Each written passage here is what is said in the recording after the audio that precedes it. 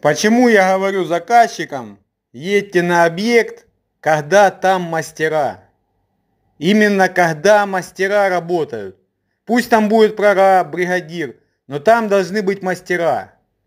Потому что прорабы, руководители, да, они возят клиента на пустые объекты. И рассказывают, вот это мы построили, вот это мы сделали. А как это все сделалось? И сколько там яиц в стенах лежит? Об этом никто не говорит. Понимаете? Поэтому не бойтесь, общайтесь с мастером всегда.